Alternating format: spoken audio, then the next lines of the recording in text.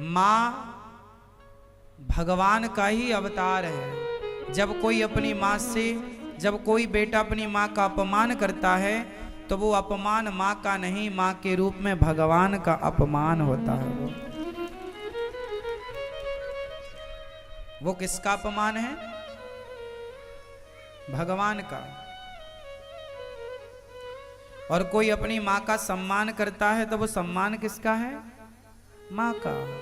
इसलिए हर माँ का सम्मान करो, हर बूढ़े का सम्मान करो, क्योंकि बच्चे समझ नहीं पाते कि माँ का त्याग कितना है, माँ का बलिदान कितना है। पिता क्या क्या नहीं करता अपने बच्चों के लिए, माँ क्या क्या नहीं करती। बड़े होकर वही बच्चे माँ से कहते हैं तुमने हमारे लिए किया ही क्या है, तुमने हमारे लिए क्या किया है।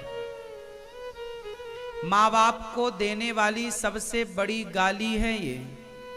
आप किसी भी माँ बाप से बस ये कह दीजिए कि तुमने हमारे लिए क्या किया है, बस इतना कहना, इससे बड़ी कोई गाली नहीं हो सकती।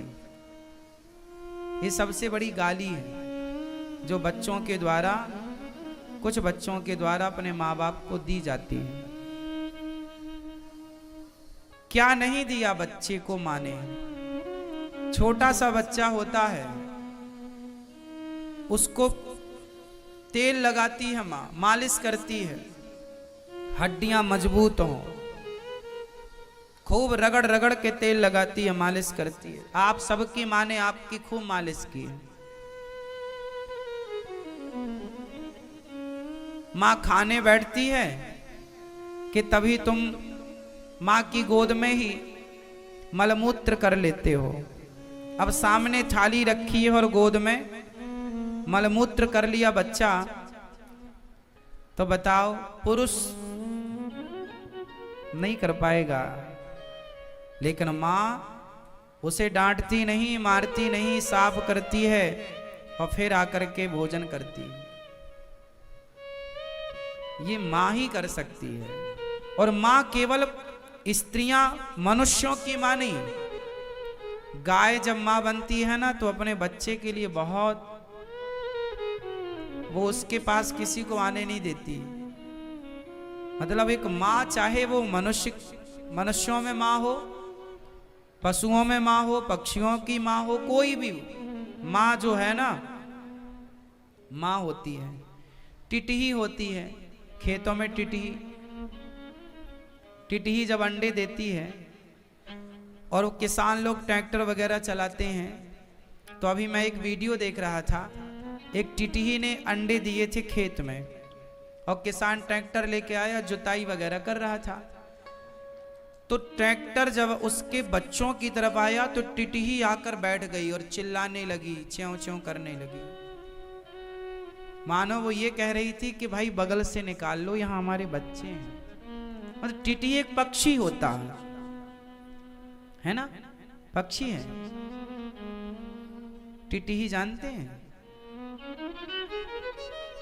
वो खेत में ही अंडे देती है, वो घोंसला वगैरह कम बनाती है, अंडे खेत में।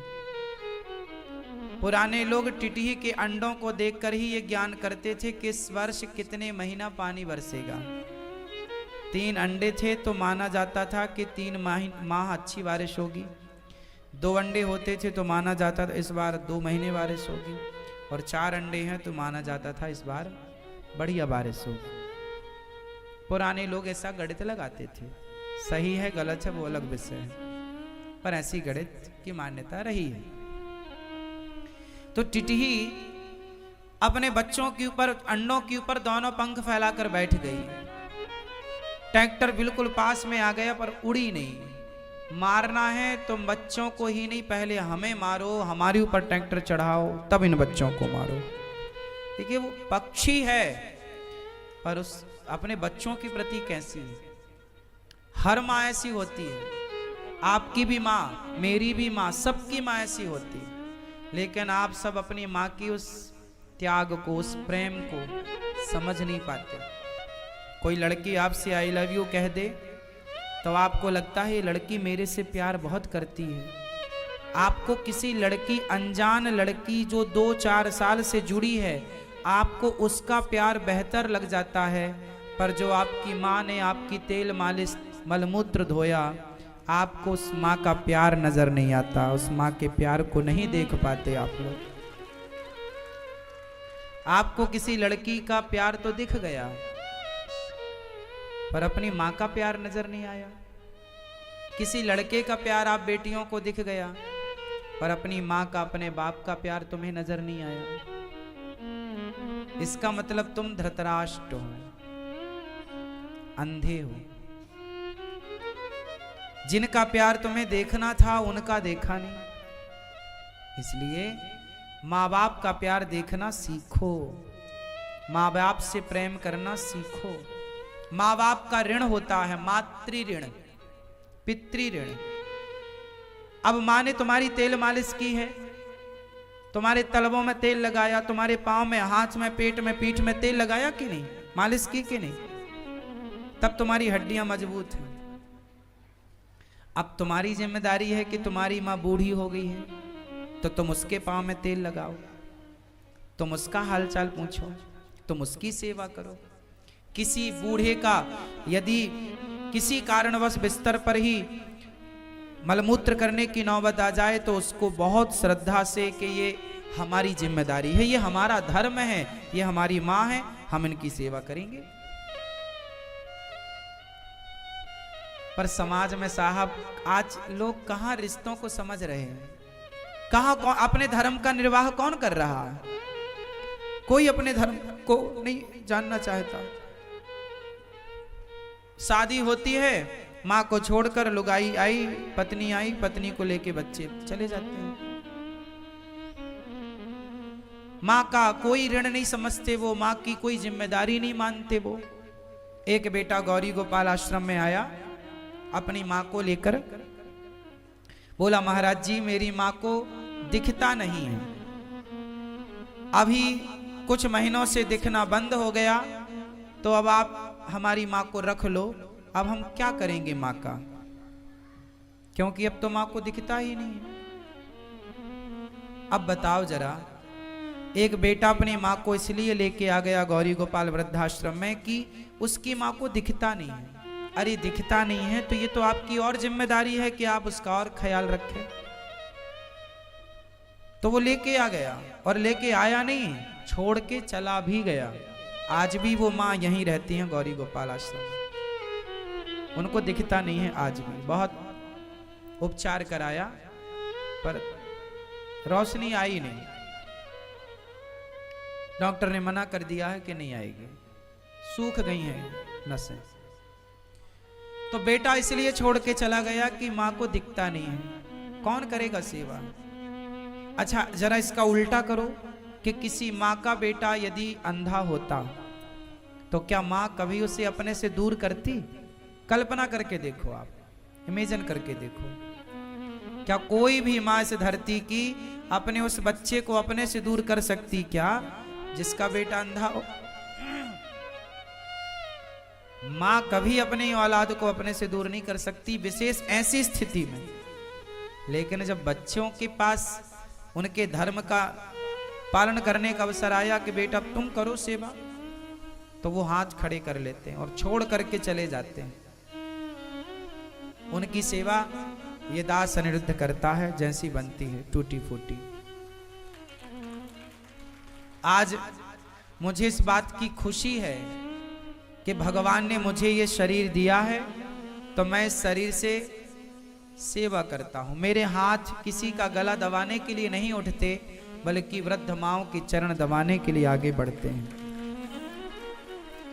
मेरे इन हाथों ने कभी किसी को लाठी डंडे नहीं मारे, बल्कि इन हाथों से रोज सवेरे जागकर मैं संतों को रोटी देने की कोशिश करता हूँ, संतों की सेवा करने की कोशिश करता हूँ। मैंने अपने शरीर के प्रत्येक अंग का सदुपयोग करना सीखा, हाथों का उपयोग किया सेवा से। मैंने अपनी आंखों से उन माँओं के दर्द को देखा, और मैंने कानों से उन माँओं की पीड़ा को सुना, और मैंने इन हाथों से उन माँओं की सेवा का संकल्प लिया।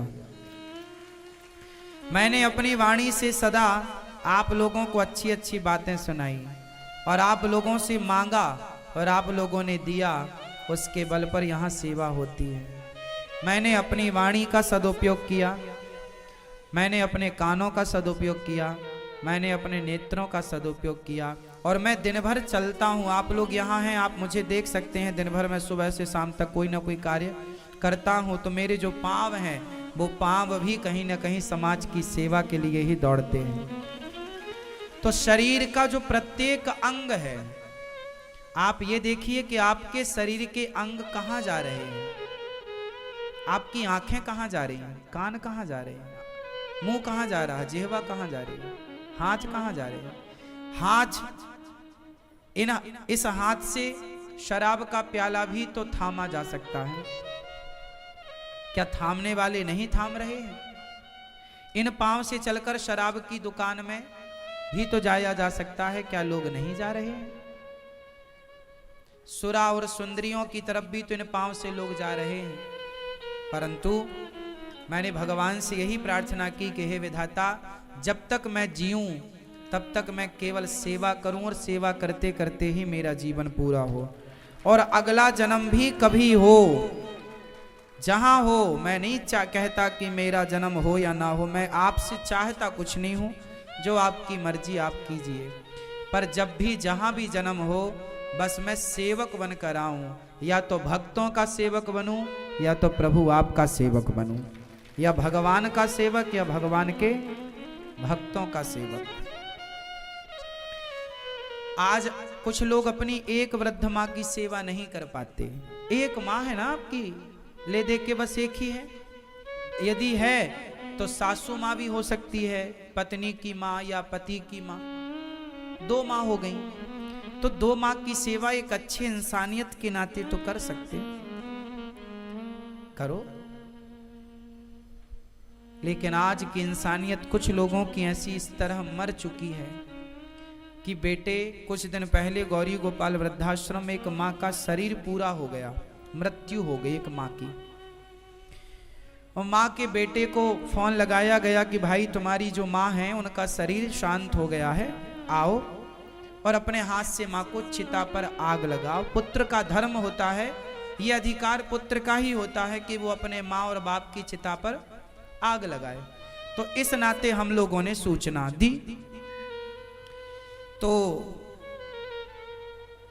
बेटे ने मना कर दिया फोन पर, नहीं हम नहीं आ सकते, हमारी माँ भले मर गई है, आप ही कर दो सब उसका।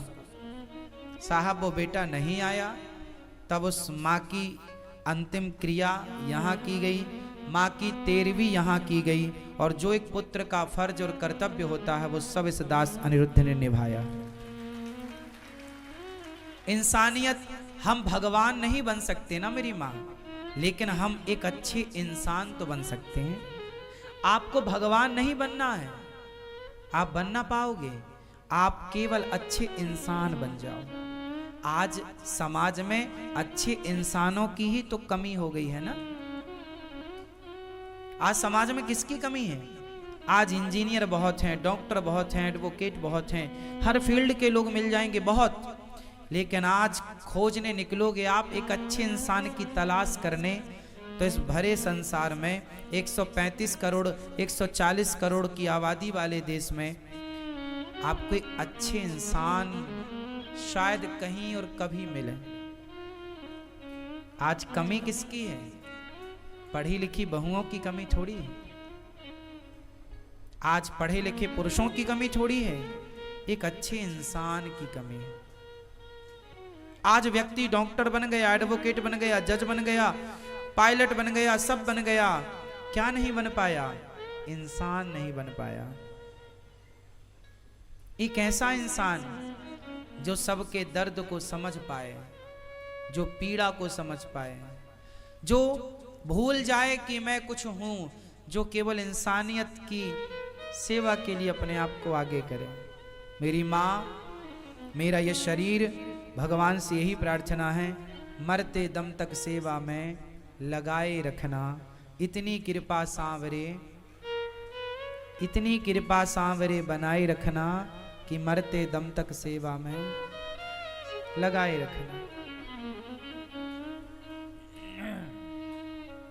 आप लोग भी सेवा जरूर करना और अपने बच्चों को सेवी बनाना, समाज की सेवा करना सिखाना। जब वो सेवा करेंगे तब वो आपकी भी सेवा करेंगे, जब सेवा नहीं करेंगे तो वो आपकी भी क्यों करेंगे। आज के बच्चों को पांव दबाने में शर्म आती है, हमें कोई शर्म नहीं है। हम तो रोज पांव, आज भी हम माँओं के कमरे में गए, हम माँओं के चरण दबाए, हमने माँओं की सेवा की, माँओं से मिले। हम रोज अपनी माँओं से मिलते हैं और दिन रात माँओं की सेवा के लिए ही प्रयास करते हैं। हम कथा भी सुना रहे हैं तो इस कथा को सुनाने का उद्देश्य भी माताओं की सेवा ही है।